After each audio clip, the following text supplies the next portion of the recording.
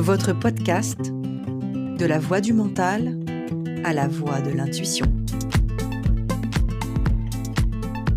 Tous les jeudis à 18h.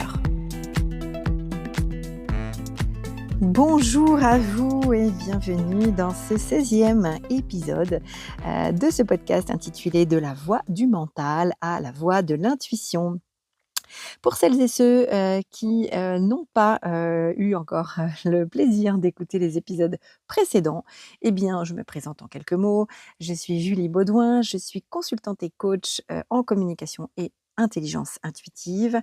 Je suis l'auteur d'un livre intitulé S'écouter pour se créer et j'ai mis en place une méthode d'accompagnement pour reprendre le pouvoir sur son mental et développer son intuition.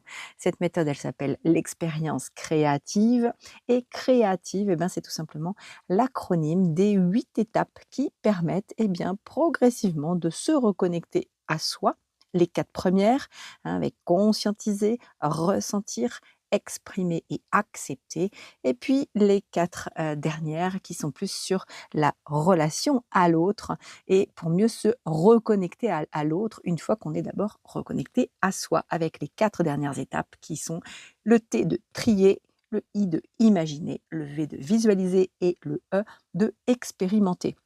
On ne rentrera pas dans les détails de toutes ces différentes étapes, mais vous verrez que, comme dans tous les autres épisodes, je ferai référence à ces étapes. N'hésitez pas à vous référer entre le 2e et le 9e épisode de La voix du mental à la voix de l'intuition, où là, je détaille vraiment étape par étape, conscientiser vraiment, ressentir, etc., où on les reprend plus en détail. Aujourd'hui, avant d'aller reparler des différentes étapes qui vont nous permettre de pouvoir alléger davantage notre mental et développer notre intuition, j'ai envie de mettre en lumière un thème justement que l'on va pouvoir aborder avec cette méthode et j'avais envie d'aller continuer sur la belle lancée donc du précédent épisode, souvenez-vous, où l'on parlait de relations toxiques, des rapports déséquilibrés, des jeux de pouvoir, mais aujourd'hui j'avais plutôt envie de prendre un peu le contre-pied de ce sujet d'aller plutôt explorer avec vous comment cultiver des relations saines, comment apprendre à rester soi-même dans la relation sans s'oublier ni envahir. Alors vous verrez, il y aura peut-être des redondances avec l'épisode de la semaine dernière, mais vous verrez que ça va être un angle un petit peu différent. Là, ça va être vraiment l'idée, non pas de se protéger des relations toxiques, mais réellement de cultiver des relations saines. Et puis 3e point, comment l'intuition, encore elle, peut nous aider à entretenir des liens nourrissants. Et là, j'aimerais avant tout poser un point fondamental. Je répète et là encore, toujours pour faire des références aux épisodes précédents, je vous invite à réécouter si vous l'avez déjà fait ou à découvrir le tout premier épisode de ce podcast où effectivement je posais ces fondamentaux. Là, j'aimerais juste réaborder le fait que nous sommes tous des êtres naturellement sensibles.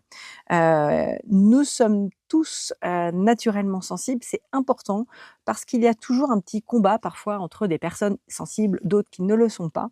En fait, il faut plutôt voir ça comme un curseur où parfois on peut être un peu plus insensible parce qu'on a envie de se protéger, parfois on peut être hypersensible totalement, mais en tout cas, nous sommes des êtres avec 5 sens et ces 5 sens, nous font voir la vie avec une perception qui nous est propre en fonction de cette sensibilité.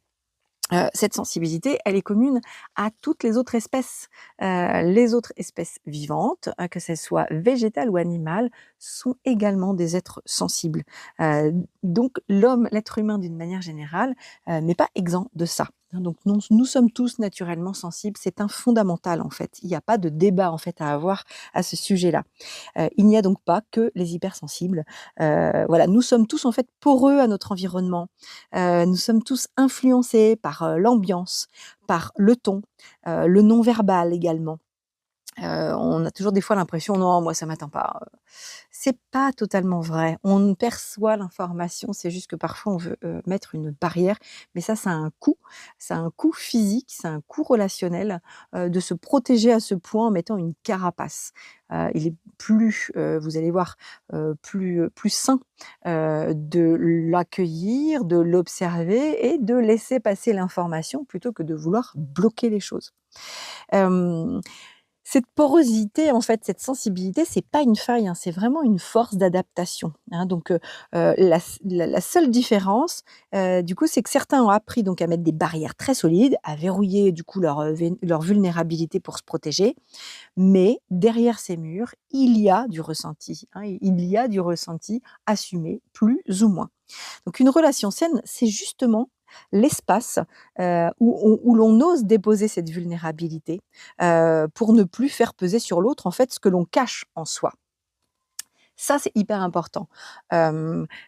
J'accompagnais, ce matin une personne, et effectivement, il avait tendance voilà, dans le coaching qu'on a vécu ensemble, à m'évoquer à plusieurs choses. «Tiens, ça m'agace, ça m'agace». C'était son terme. A Alors souvent, c'était en fonction des relations avec, les gens, hein. C'est pas juste: «Il pleut et ça m'agace». C'est souvent porté sur la relation. «Quand il fait ça m'agace. Quand elle fait ça m'agace». Et en fait, en décryptant, on s'est aperçu que tout ce qui l'agaçait, était en général des choses que, lui n'osait pas faire lui-même pour lui. Notamment, par exemple, tiens, prendre du temps pour se reposer.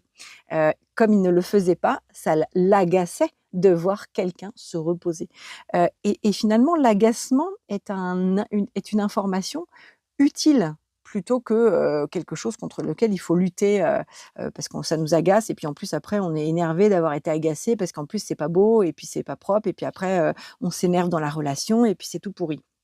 Heu, Là l'agacement, c'était plutôt, l'idée d'être un indicateur sur: «Ouh là, alors attends, quand il fait ça ou quand elle fait ça, ça m'agace. OK, qu'est-ce que ça veut me dire?»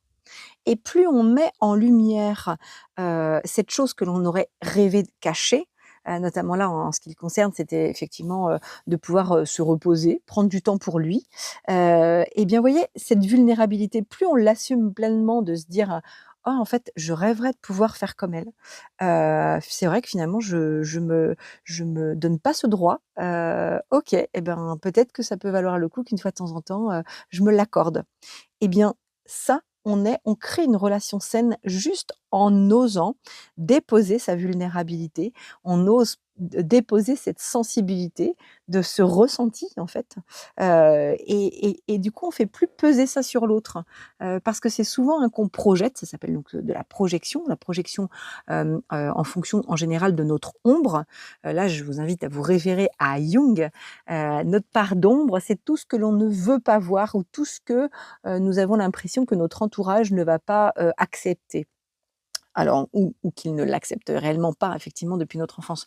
Donc ce sont des comportements que nous avons enfouis, qui font pourtant partie de nous, mais souvent cette part d'ombre, eh bien, elle ressort quelque part. Elle ressort par les pores de notre peau et on va aller les projeter. Donc quelqu'un qui fait son rêve, on aura plutôt tendance, si on est jaloux et puis en fait on rêverait, mais on veut pas se l'avouer, on rêverait aussi de pouvoir, suivre notre propre rêve, mais on se sent pas autorisé parce que pour X raisons, et ben, on peut avoir tendance à jalouser l'autre ou à projeter, sur l'autre: «Ouais, mais de toute façon, tu y arriveras jamais, les rêves, c'est inatteignable», et cetera, et cetera. Donc là, on est vraiment dans la projection et c'est hyper important pour entretenir une relation saine, de vérifier qu'est-ce que l'on met sous notre tapis.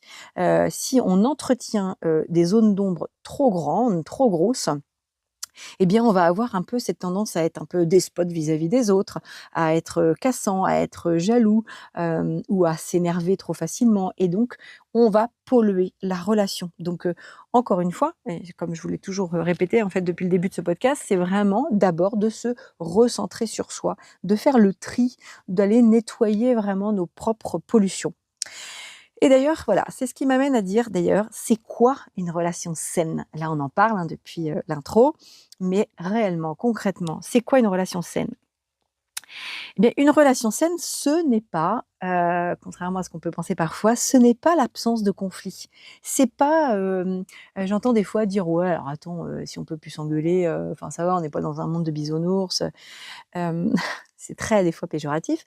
Le fameux monde des bisounours, c'est, tout est beau, tout est rose, on se dispute jamais, on est toujours d'accord, c'est la fusion parfaite. En gros, c'est un petit peu comment le syndrome de, la mère et l'enfant avec cette fusion, limite on fait qu'un et c'est super chouette. Non, la relation, saine, c'est pas une absence totale de conflit. Alors de conflit en tout cas, de prise de position, mais non, c'est moi qui ai raison, non, c'est moi, non, c'est moi. Oui, effectivement, dans une relation saine, il ne devrait pas y avoir jusqu'au conflit.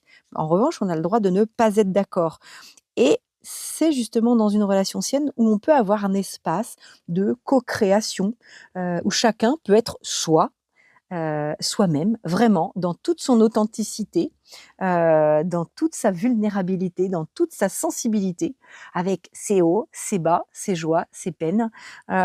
C'est vraiment dans une entièreté, avec les phases lumineuses comme avec les phases d'ombre. Donc avant de demander aux autres d'accepter tout chez nous, d'abord vérifions si nous-mêmes, nous acceptons tout chez nous.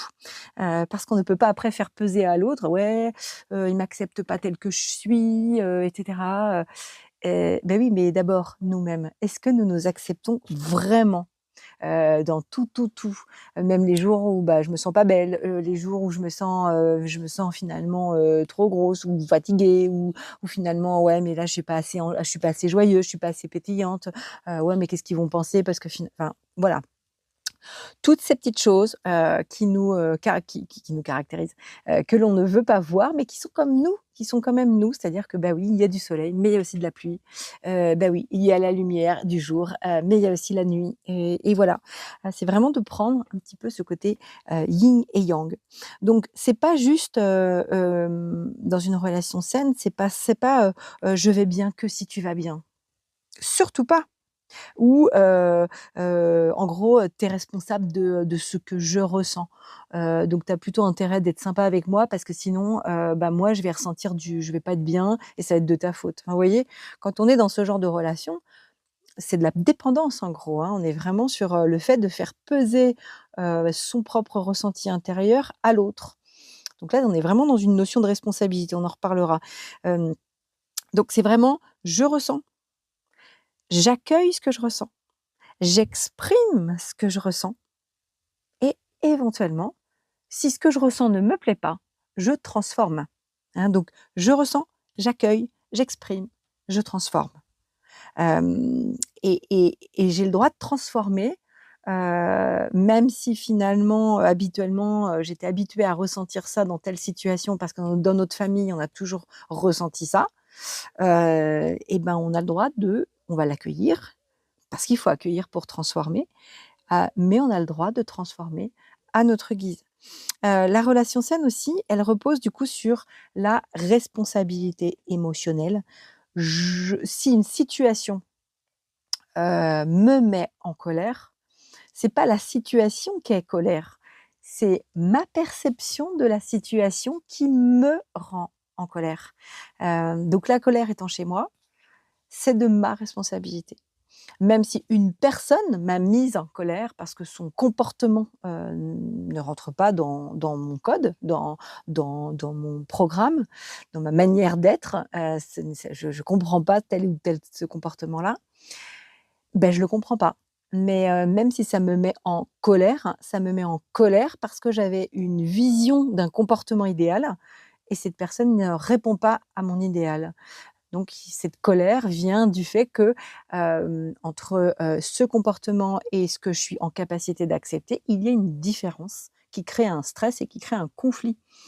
Donc soit ce comportement, je me dis: «OK, après tout, c'est pas le mien et je l'accepte parce qu'en plus ce n'est pas de ma responsabilité, donc je veux prendre la distance avec».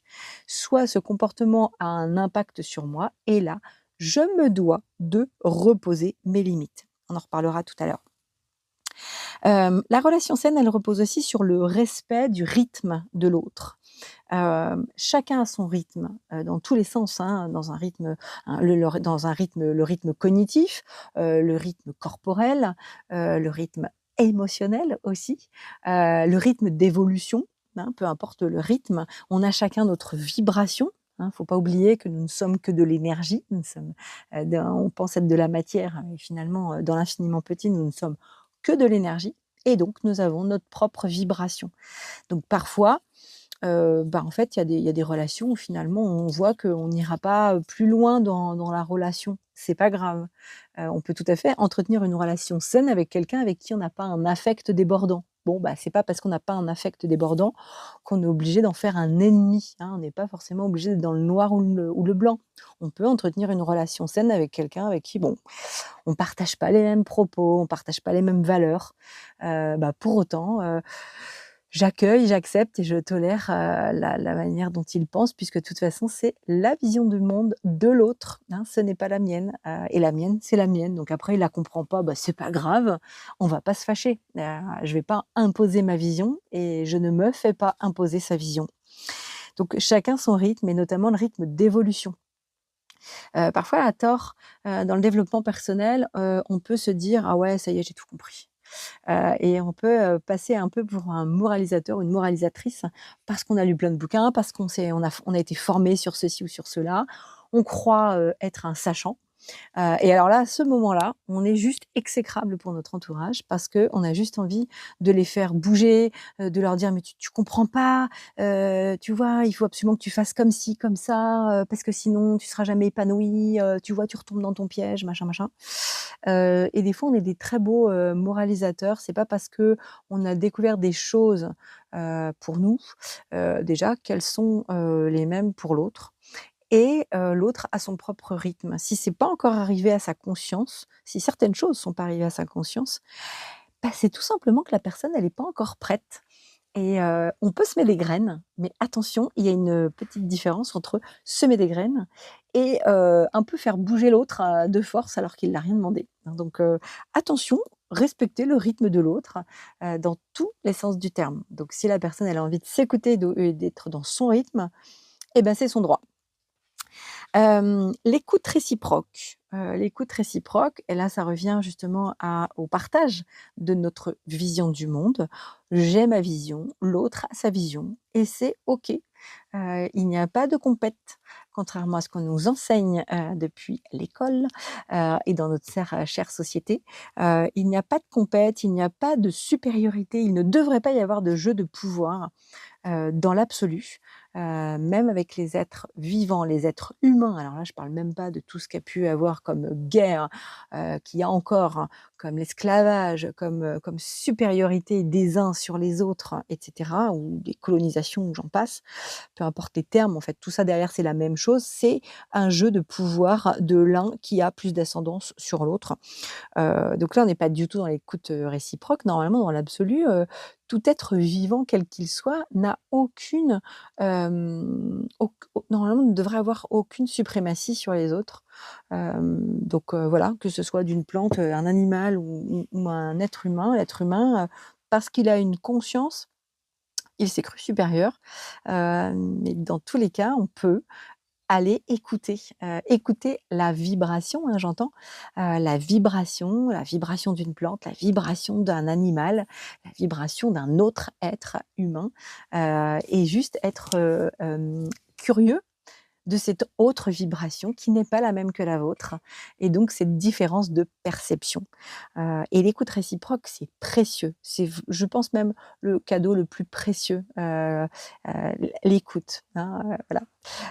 Et l'écoute de soi en premier lieu et quand on sait bien s'écouter soi, bien du coup on se remplit de cette écoute et on peut du coup librement écouter l'autre sans faire ces fameuses projections, comme je parlais, dès l'intro. Hem et puis aussi, dans une relation saine, la relation saine, elle repose aussi sur l'intention, en fait. L'intention consciente. Pourquoi je reste dans ce lien? Et qu'est-ce qui me permet de vivre, hein, ce lien? Comment il me nourrit? «Ah tiens, en fait, il me vide de mon énergie». En fait, c'est intéressant de remettre en question les relations que l'on peut avoir. Il y a parfois des relations que l'on a eues, je sais pas, moi j'ai une cliente justement qui m'a parlé de ses relations, d'amitié, mais qui datent du collège. Heu et je vois bien qu'elle est prise au piège dans une relation qui aujourd'hui ne vibre plus du tout avec ce qu'elle est aujourd'hui. Parfois des relations très longues sont pas forcément, les plus saines parce qu'on reste dans une sorte d'habitude en se disant: «Ouais, mais bon, alors attends, si je commence à plus la voir, elle va me demander de me justifier», alors que parfois effectivement, c'est quelque chose qui s'éteint. On Voilà, il y a quelque chose qui s'éteint et c'est un peu à l'image du jardin. C'est comme un jardin relationnel. Et ben, une relation, ça se nourrit et ça se nourrit à 2 avec une vraie volonté, de nourrir cette relation. Pour autant, on ne peut pas respirer à la place de l'autre, hein. Donc là encore, il y a le respect du rythme. Si l'autre personne que vous connaissez depuis le collège, n'est pas du tout sur le même chemin d'évolution, au départ, ça peut être sympa parce qu'il y a un peu de curiosité, mutuelle et à un moment, il peut y avoir une dissonance très importante. Vous ne vibrez plus, la même chose et vous avez vraiment l'impression de ne plus comprendre l'autre. Alors attention de ne pas avoir l'impression d'être au-dessus de l'autre, on est juste sur une autre type de fréquence, et là, ça vibre plus. Eh bien, dans l'absolu, ça devrait être OK là encore. Vous avez le droit de cesser une relation juste parce que vraiment elle vous pèse plus qu'elle ne vous nourrit, et c'est pas pour autant que la personne, c'est une mauvaise personne. Parfois, après, on a notre mental qui a envie de rationaliser et de chercher, des espèces de poux dans la tête à la personne, juste histoire d'avoir une raison, de couper les ponts. On va aller chercher un truc qui nous querelle: «Ouais, mais tu vois, tu pas fait ça», et puis allez hop, on va claquer la porte, on va plus voir la personne. En fait, au fond, en plus, on le sait que c'est un peu faux, qu'on a un peu grossi le tableau, mais ça nous a donné une bonne raison de rompre la relation. Parce que parfois, c'est pas simple de dire: «Écoute, en fait, je ressens que notre relation, je suis pas certaine qu'il faut qu'on continue à ce point, se voir, en fait. Je saurais pas t'expliquer, hem, mais c'est une relation qui est difficile pour moi à continuer. Tu es vraiment une belle personne, mais heu, voilà, je pense que quand on se voit, moi, il y a quelque chose qui me pèse, et donc voilà, je vais peut-être aller chercher pourquoi ça me pèse, hein, ça va me faire travailler. Mais en tout cas, aujourd'hui, je préfère qu'on se voit moins ou qu'on se voit plus. Dans l'absolu, cette chose-là, elle est possible à dire, en fait, hein, et ça peut être au contraire, une garantie de pouvoir faire une relation propre. On peut, mettre en pause une relation parce qu'à un moment, on a besoin d'aller assainir notre propre relation à nous-mêmes et pour autant, revenir plusieurs années après, avec cette intention claire, bah, d'aller tester où est-ce qu'on en est dans cette relation. Voilà, moi personnellement, ça m'est arrivé dans ma propre famille. J'ai eu besoin à un moment de mettre, d'ailleurs mes propres parents, hein, à distance. J'ai pu croire à un moment que c'était contre eux et puis pendant cette distance, je me suis aperçue que finalement c'était plutôt pour moi en fait. C'était vraiment pour me retrouver, me régénérer, et réécouter réellement cette boussole que j'avais vraiment totalement perdue. Et cette mise à distance, elle a été nécessaire pour mieux, retrouver une relation saine aujourd'hui avec, des vraies belles bases, en fait. L'intention n'est plus la même et donc une relation saine, elle peut prendre une pause à un moment. Si vraiment ça doit reprendre, ça reprend. Parfois avec certaines relations, ça peut très bien ne pas reprendre tout simplement parce que, bah, c'était des personnes qui nous ont été, utiles, enrichissantes à un moment et puis voilà. On a le droit aussi de faire chacun son chemin. Donc voilà, parfois quand ça dérape, et bien, donc on va plutôt aller essayer d'aborder du coup pourquoi parfois ça dérape, c'est plutôt ça. Pourquoi parfois ça dérape? Alors qu'on se sente, hypersensible ou non, hein, comme je vous disais, on est tous traversés par des ressentis, par des ambiances, par des mémoires. Mais ce qui change, c'est, la conscience qu'on en a de ça, hein. Si on n'a pas conscience de ce qui nous traverse, on a envie d'étouffer nos ressentis et il y a des fortes chances que ça puisse un jour imploser ou être projeté. Heu, Ce qui change, aussi, c'est, on va dire, la stratégie qu'on met en place pour les gérer justement, hein. Donc, est-ce qu'on a pleine conscience de ce qui nous traverse? Parfois, des fois, les personnes hypersensibles ont justement une trop, trop, trop grande conscience de tout ce qui les traverse, mais ils arrivent même pas à suivre et à nommer tout ce qui leur traverse et ils arrivent plus à savoir faire la différence. Est-ce que c'est à eux ou pas? Mais il y a d'autres personnes qui prennent plutôt la stratégie de tout étouffer pour avoir l'impression de gérer. En tout cas, voilà. Mais certaines, personnes mettent plus de murs que, de développer des antennes. Voilà, chacun sa stratégie et je dirais bien chacun son chemin aussi de vie, et son chemin d'exploration. Hem, j'ai un peu identifié les 3 grandes sources de tension, dans les relations, qui font dire que parfois c'est pas toujours sain. Donc j'y reviens. Vous voyez, ne pas poser ses limites. Donc ne pas poser ses limites, c'est le risque d'en vouloir à l'autre, d'avoir débordé. Donc ça, c'est un risque de tension, dans une relation qui est très important. On n'ose pas poser ses limites parce qu'on fait un film en se disant: «Ouais, mais si je pose des limites, il va m'en vouloir, ça va être mal vu, je vais passer pour celui qui se plaint tout le temps, je vais» peu importe ce qu'on se fait comme film. Mais ne pas poser ses limites, c'est le risque d'en vouloir à l'autre de les avoir débordées, alors que nous-mêmes, nous ne les avons pas vraiment posées. Ou alors d'en vouloir à l'autre de ne pas nous obéir ou de ne pas nous comprendre. «Comment ça? Comment ça, il ne me comprend pas à demi-mot, normalement ça devrait être clair». Pourquoi demander à l'autre de nous comprendre alors que nous-mêmes, nous n'avons pas clairement exprimé nos besoins?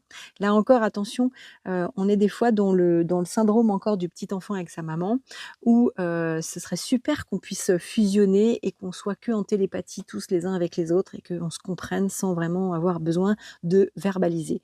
Mais, eh bien, en grandissant, justement, nous avons, cette possibilité de nous exprimer et on a en plus un vocabulaire qui peut être très riche quand même pour aller, même si ce sera jamais à la hauteur de nos ressentis, mais c'est déjà pas mal et plus on s'entraîne, plus on peut effectivement verbaliser et poser les limites. Je reprends l'exemple de tout à l'heure. Quelqu'un a un comportement qui ne me plaît pas, qui me où j'ai le sentiment de ne pas être respectée parce que genre, je sais pas, je dis n'importe quoi, tiens, une personne, parle hyper fort toujours dans mon oreille, quoi. Elle a l'impression qu'on est à à 10 mètres. Bon, on est juste à 1 mètre, l'une de l'autre. Hem Je suis en droit de reposer mes limites, de dire avec, beaucoup de bienveillance, que, eh bien enfin, je suis désolée, du coup, depuis tout à l'heure, on discute, je me permets alors je suis peut-être, un peu sensible au bruit, hein, mais et bien, en fait, quand tu me parles, j'ai l'impression que tu me tu portes la voix comme si on était à 10 mètres. Je te rassure, on est à moins d'un mètre, je t'entends très bien, donc il y a pas de problème, tu peux si c'est possible pour toi, est-ce que, tu peux juste, voilà, baisser un tout petit peu parce que en fait, j'arrive pas à te comprendre comme il faut tellement moi ça m'agresse un tout petit peu.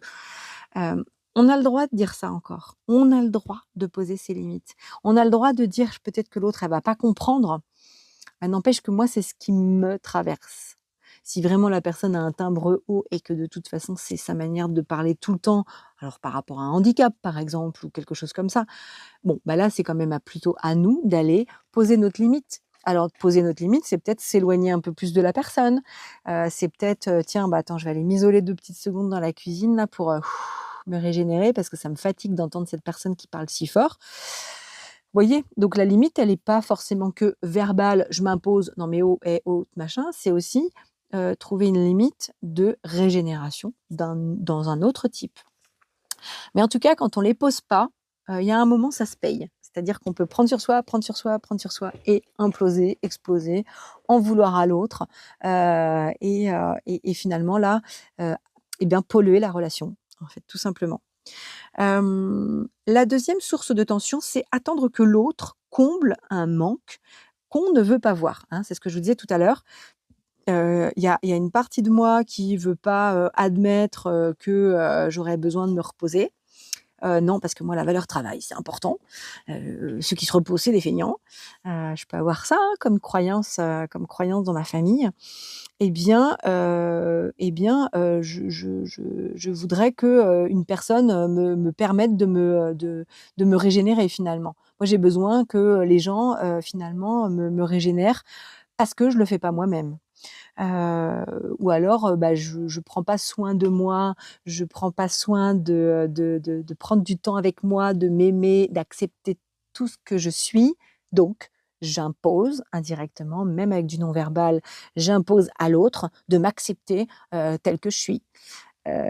Donc là encore, on est encore sur un espèce de chassé-croisé ou alors de m'aimer parce que moi je suis pas capable de le faire, mais ça je le dis pas. Vous voyez? Et ben ça, c'est typique, pour réellement polluer, sérieusement une relation qui pourrait être saine à la base, hein, mais plus on prend en charge, sa responsabilité, mais non, mais c'est de mon ressort de m'aimer.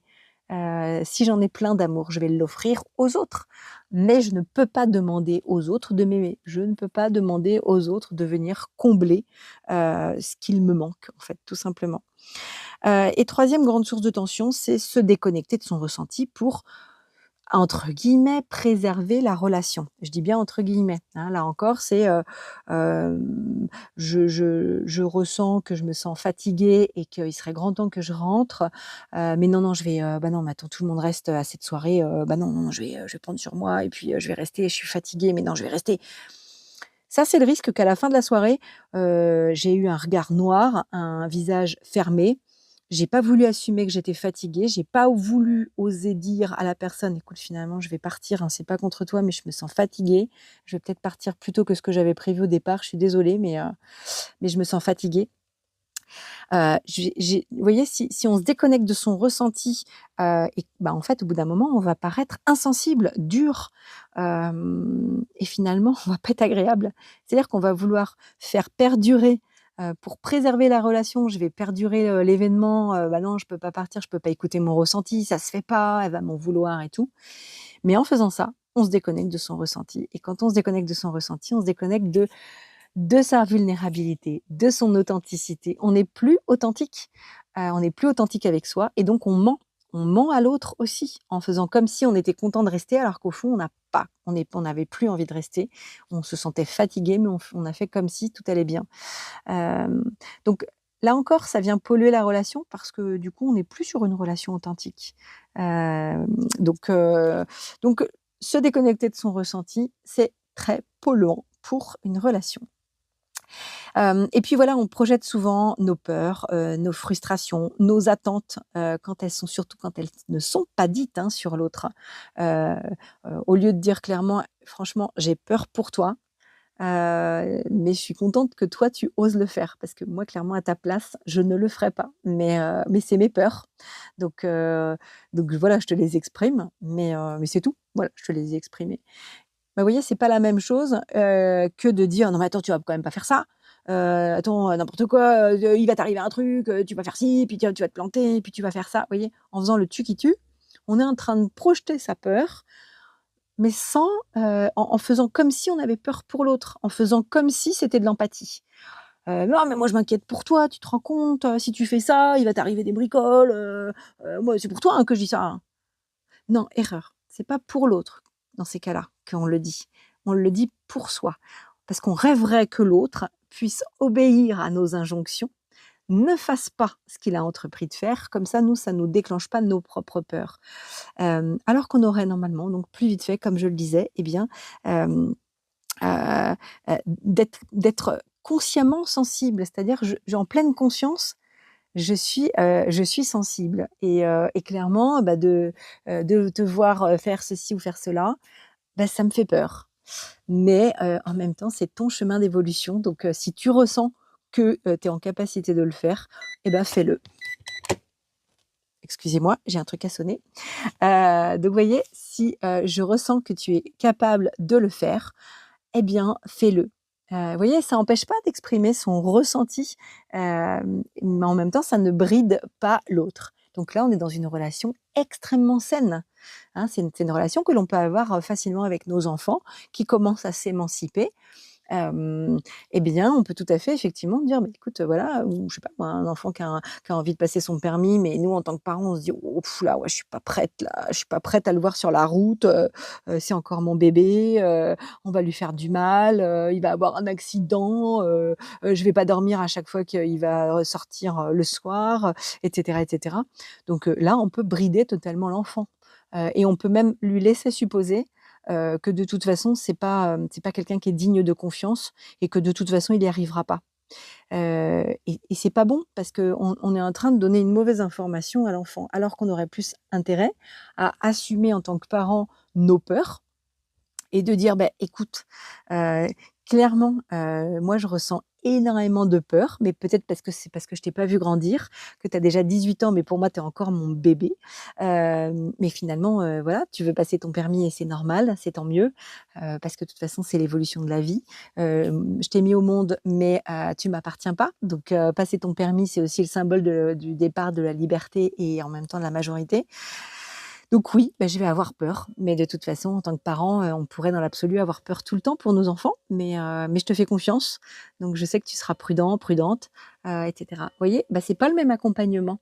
L'enfant, il va être vigilant, il va savoir que son parent, il a peur, mais qui lui dit: «Vas-y quand même». Et là, il y a pas de projection et là, il y a une relation qui est hyper saine de confiance, en fait. L'enfant a confiance en son parent parce que le parent a osé dire, quelque chose qui était quand même tapi, au fin fond de lui et de mettre à nu sa sensibilité et son authenticité et sa vulnérabilité. Et à la fois, du coup, en contrepartie, le parent montre que, et ben, il peut faire confiance à l'enfant. Et pour le coup, après, quand on fait ça, dans une relation saine, il n'y a plus une notion: «Est-ce que je peux lui faire confiance ou pas?» On sait d'office qu'on va se dire les choses. Donc on se dit les choses et c'est très authentique et donc il y a plus de problème de confiance.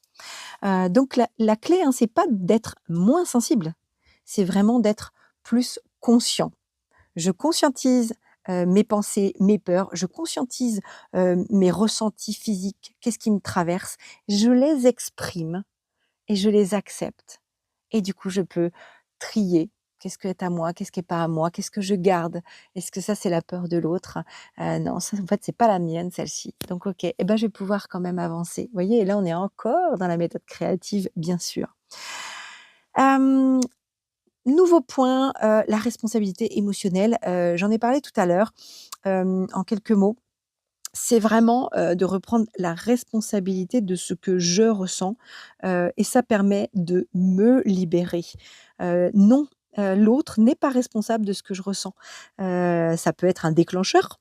Par exemple, quelqu'un me dit, un mot qui me fait mais bondir. Des fois, ça peut être disproportionné. Je ne sais pas si ça vous est déjà arrivé ou une situation, hein, mais on peut rester sur, l'exemple du mot. Un mot qui me fait bondir, et au final, on peut s'apercevoir que finalement, c'est parce que je me souviens que, quand j'étais jeune, mon père me traitait toujours comme ça et que, je trouvais ça injuste. Enfin voilà.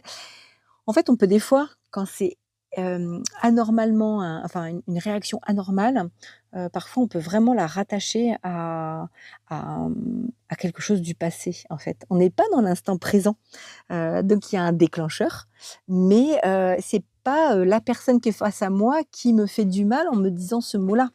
C'est juste prendre conscience aussi, que l'autre n'est pas responsable de ce que je ressens. Alors ça ne veut pas dire de tout accepter, hein, ça veut dire d'accueillir votre propre réaction, et attention de ne pas la reprojeter à nouveau, hein, parce que sinon c'est un jeu de ping-pong et ça s'essouffle quand il y en a un qui a réussi à mettre l'autre à terre et là clairement on n'est pas dans une relation saine.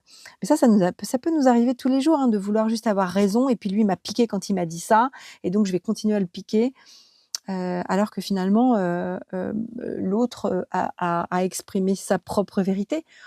Bon, il est pas censé savoir que finalement, en disant ça, ça allait à ce point nous faire du mal, en fait. Parfois, il y a pas du tout de volonté de faire du mal à l'autre, hein. Là, on parle pas des pervers narcissiques dont on parlait la semaine dernière. On est vraiment dans la relation qui est saine, mais qui peut vite virer à quelque chose de pas très sain parfois, et on est tous responsables de cette écologie-là.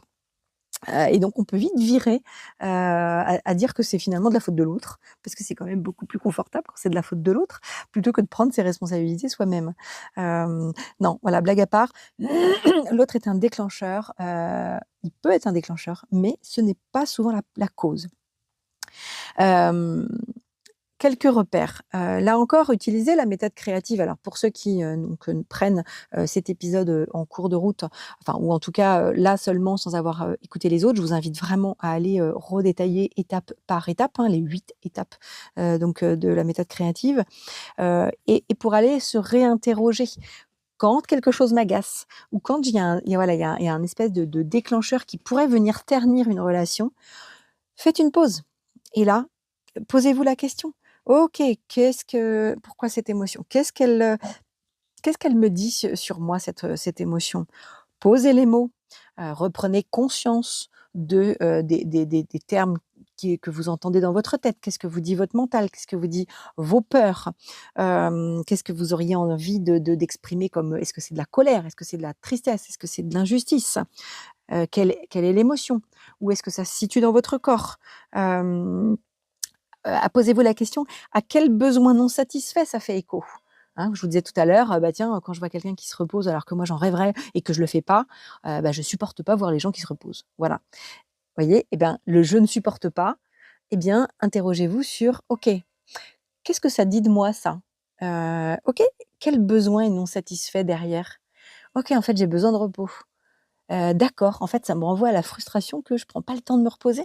Je crois que je n'ai je ne j'ai pas le droit de m'autoriser à me reposer. Mais en fait, bah si, parce que si je nourris ce besoin-là, beh, du coup, quand je verrai les autres se reposer, ça me posera pas de problème du coup. Donc voilà, posez-vous la question aussi: «Est-ce que je communique ou est-ce que je condamne?» Il y a aussi cette idée que parfois on est quand même assez sévère. Là encore, communiquer, c'est vraiment écouter. J'écoute mon besoin et j'écoute ce que l'autre a à me dire, j'écoute sa vision du monde. Condamner, c'est projeter, le «tu qui tue», les reproches, hein, et là, c'est pas les relations saines là-dedans. Hem Et puis aussi, bah, est-ce que je m'exprime ou est-ce que j'explose? Comment je fais passer comme l'expression de mes ressentis? Je m'exprime, voilà, en ne cherchant pas à ce que l'autre me comprenne, ou encore moins que l'autre soit d'accord. Mais parfois on veut exploser, comme ça fait taire l'autre clairement parce que ça le fait prendre de court. On réagit plus qu'on agit et surtout on réenvoie la patate chaude à l'autre parce que c'est inconfortable de l'avoir chez soi et l'idée c'est de se débarrasser de ce truc. Donc on explose, comme ça on prend l'autre de court et il s'y attendait pas. Alors soit on se la reprend, mais si on prend l'autre suffisamment correctement de court, en général, il se prend cette patate chaude et puis il se la ramène pas. Mais ça, c'est pas correct et on sait très bien au fond que c'est pas communiquer ça. C'est juste exploser, enrager, et renvoyer ce paquet émotionnel dont on ne sait que faire. Hem Là, on va revenir sur effectivement, l'intuition, parce que, hem, l'intuition, ça peut réellement être votre guide relationnel. Évidemment, c'est pour moi un outil phare pour énormément de choses depuis le départ, hein. Je vous dis effectivement que rien que le fait même de porter son intention sur, la recherche de ce que peut dire votre intuition, ça veut dire que déjà vous êtes dans l'écoute de vous intérieure, vous essayez d'entendre le silence qui se passe à l'intérieur, vous essayez de ralentir un peu votre rythme et donc déjà vous êtes, on va dire, dans une bonne dynamique en faisant ça et donc c'est vraiment un guide pour vous, mais aussi un guide relationnel pour pouvoir être mieux en lien avec les autres. Et parfois l'intuition, c'est même votre signal avant votre mental. Je ne sais pas si ça vous est déjà arrivé. Vous pouvez avoir l'intuition, que, par exemple, tiens, cette relation, elle est plus juste pour moi. Ouais, en fait, je me sens toujours fatiguée, ou vous pouvez même entendre une petite voix qui dit, «Mais tu vois, tu t'oublies». Tu vois? À chaque fois quand tu vois cette personne-là, ça y est, tu vois? Elle te pose même pas la question si finalement tu vas bien, elle s'en fiche et cetera. Ou alors, «Tu te forces, tu as vu, tu joues un rôle». Alors ça peut être sous forme de petite voix, ça peut être sous forme de flash, de ressenti, peu importe, hein, parmi, tous les sens, les 5 sens. Mais vraiment être à l'écoute de, votre intuition relationnelle, ça va vous permettre de, prendre confiance dans ce positionnement et de réussir à savoir dire stop ou au contraire savoir dire oui avec joie, ou de sentir en fait quand un lien a besoin de silence, de recul, ou de réparation, hein, comme je vous disais tout à l'heure. Parfois et bien, OK, bah là je ressens, que, que j'ai besoin un peu de recul dans cette relation. Je me perds de trop. C'est pas de la faute de l'autre, mais ça veut dire qu'il faut que je me réancre suffisamment à moi pour pouvoir à nouveau réentrer, dans cette relation. D'abord, il faut que je renourrisse la relation que j'ai entre moi et moi pour pouvoir mieux m'offrir dans cette relation avec l'autre. Donc l'intuition, soyez toujours, hein, à l'écoute de votre intuition parce que vraiment, hem, vous savez, ça passe souvent par le corps, et quand vous ressentez de la tension, de la fatigue inexpliquée, la gorge nouée ou un mal au bide, un je sais pas, vous savez, des soupirs un peu bloqués là, un peu comme si on était haletant un peu et cetera. Waouh, ça typique, c'est, des signes que dans la relation, vous êtes pas à l'aise. Vous vous sentez sous stress, vous avez peur de dire un truc qu'il faut pas, de mal faire. On va quand même clairement dire que vous n'êtes pas, totalement authentique. Vous ne vous sentez pas autorisé à être pleinement vous-même. Alors, voilà, de 2 choses l'une et là, c'est toujours de la co-responsabilité. Soit l'autre n'écoute pas clairement qui vous êtes et ne souhaite pas que vous soyez vous-même, mais peut-être que vous faites partie aussi, puisque vous faites partie de la relation où vous êtes co-responsable. Peut-être que vous avez pris l'habitude, comme on en parlait, la semaine dernière, d'avoir une attitude de sauveur. «Moi, je m'écoute pas. Moi, j'ai pas de besoin. Moi, je dois aider l'autre. Moi, je dois m'oublier parce que le sacrifice, c'est important». Voyez, allez écouter, qu'est-ce qui se cache comme croyance limitante, derrière vos comportements, hein, et puis comme ça vous permettra progressivement, grâce à votre intuition, de pouvoir rétablir progressivement l'équilibre, quand c'est trop déséquilibré dans une relation. Hem, j'ai dit le mot écologie tout à l'heure, important, ce mot écologie. L'écologie, chaque jour, on se remplit, on se nourrit. Nous ne sommes que de l'énergie, hein, comme je disais tout à l'heure. Eh bien, on peut se polluer ou se purifier. Et c'est le cas effectivement pour notre espace relationnel. Que ce soit avec, alors vous voyez, on peut déjà nous polluer notre propre corps avec, de la nourriture, finalement qui nous fatigue plus qu'elle nous nourrit, trop de sucre ou trop de laitage, trop de choses qui sont ou trop de viande ou trop de trucs comme ça. On va dire ou trop d'excitants, trop de substances de type, alcool, tabac, et cetera. On a toutes sortes de pollutions, par rapport à ce qu'on respire, par rapport à ça. Mais il y a aussi toutes ces pollutions, mentales, hein, nos pensées, nos jugements, toutes nos attentes. Plus on fait un film, très précis de ce que l'on attend, plus on risque d'être déçu et donc d'être voilà dans cette déception, donc d'être agacé que la réalité ne soit pas conforme à notre, utopie en fait intérieure.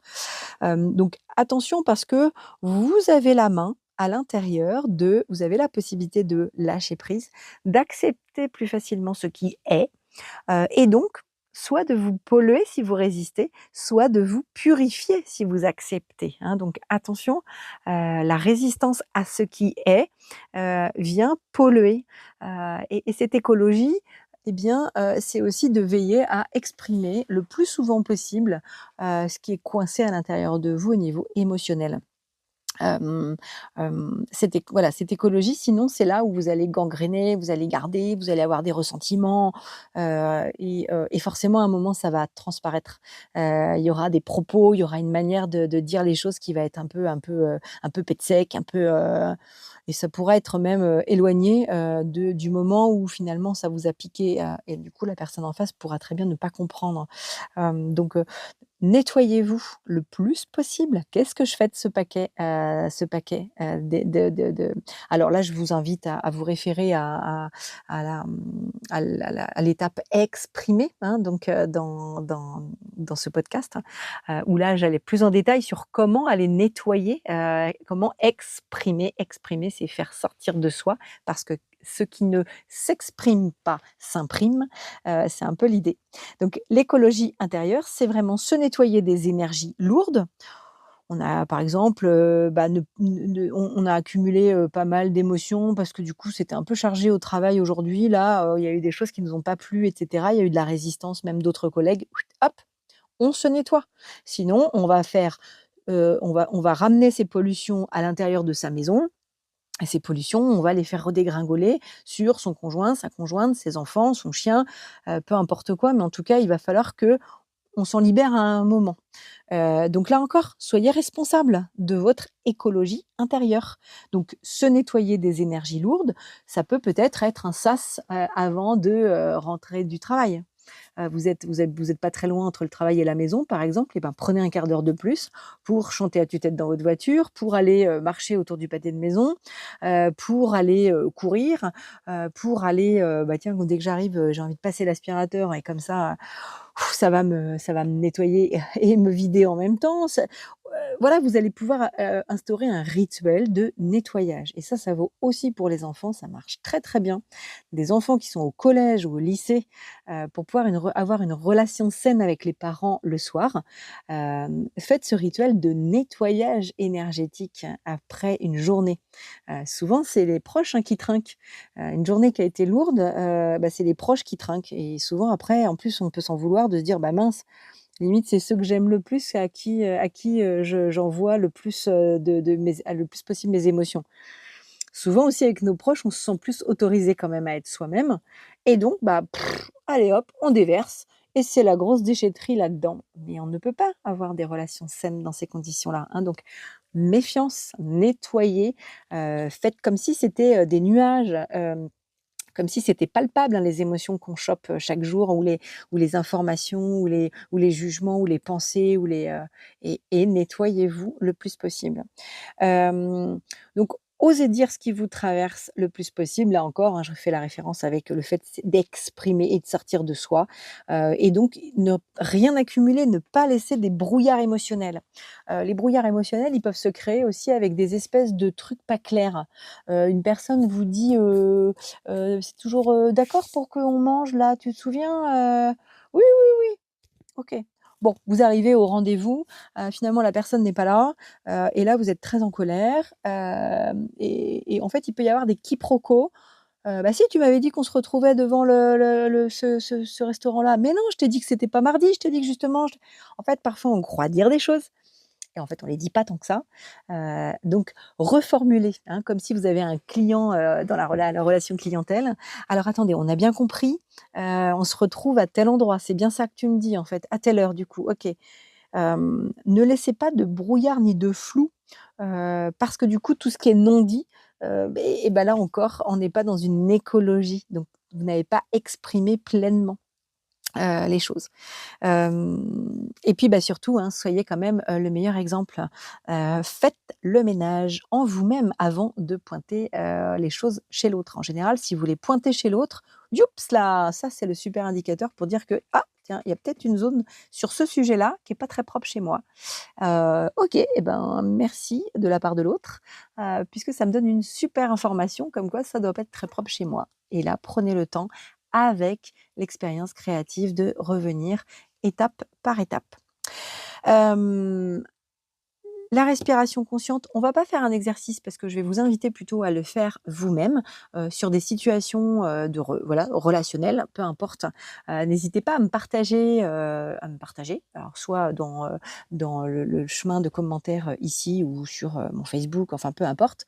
En tout cas, n'hésitez pas à partager les choses, comment vous avez vécu dans une relation, justement. Prenez, conscience, revenez dans votre corps avec le côté ressentir, hem, exprimez, écrivez peut-être avec une sorte d'écriture intuitive. N'hésitez pas à faire ce genre de rituel de désencombrement en allant même jusqu'au tri, et puis et ben, d'aller imaginer la relation saine que vous voulez vivre. Alors avec telle personne, ben moi je rêverais de pouvoir vivre ça. Allez ensuite visualiser. Vous avez le droit de vous autoriser à visualiser la, relation que vous avez envie de vibrer, de vivre, tout simplement et oser expérimenter. C'est-à-dire oser changer un petit peu le schéma habituel.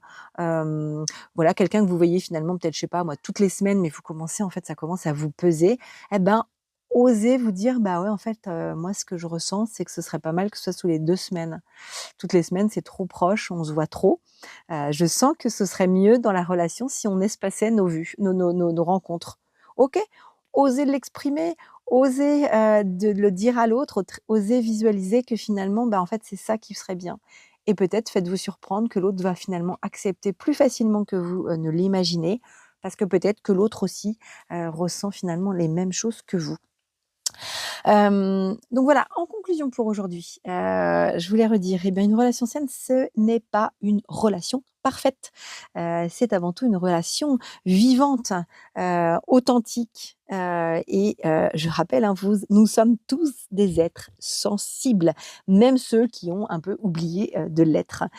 Et parfois même, je te dirais bien que ceux qui peuvent paraître les plus insensibles sont finalement, quand on gratte, les plus sensibles, mais c'est surtout des sensibles qui n'acceptent pas totalement leur sensibilité. Mais c'est là où il est surtout, indispensable, de vous montrer l'exemple pour vous-même, mais de ne surtout pas pointer du doigt à l'autre en disant: «Bah, de toute façon, je vois bien, tu es sensible derrière, mais tu ne l'assumes pas, blablabla, blablabla». Donc voilà, soyez exemplaires, faites le ménage, balayez devant votre porte. C'est pas toujours simple, mais en tout cas, c'est comme ça que les relations sont les plus saines. Et puis n'oubliez pas, nous avons tous une petite voix intérieure, peu importe comment elle nous parle, cette fameuse intuition qui sait, hein, elle sait quand un lien est juste ou au contraire quand, ça ne l'est plus. Eh bien, écoutez-la et exécutez, ce qu'elle vous guide et ce qu'elle vous dicte. Vous avez le droit de rompre une relation ou de suspendre une relation quand d'un seul coup, eh bien, ça ne vous nourrit plus. On n'est plus obligé d'aller, chercher l'autre comme un idéal. On a le droit aussi de devenir, soi-même, en fait, un partenaire relationnel conscient, responsable et intuitif. Merci beaucoup, d'avoir écouté, cet épisode aujourd'hui, hein, le 16e épisode sur les relations saines, avec le côté intuition, écologie intérieure et responsabilité, émotionnelle. N'hésitez pas à expérimenter, à oser, observer de plus près vos relations et de vérifier où en est le curseur. Est-ce que c'est toujours très sain ou pas? Merci beaucoup. On se retrouve, la semaine prochaine, pour un 17e épisode de La Voix du mental à la voix de l'intuition. Merci encore beaucoup. N'hésitez pas à partager cet épisode s'il vous parle, à le noter sur votre plateforme d'écoute et à me rejoindre sur les réseaux pour échanger. Merci et très belle semaine.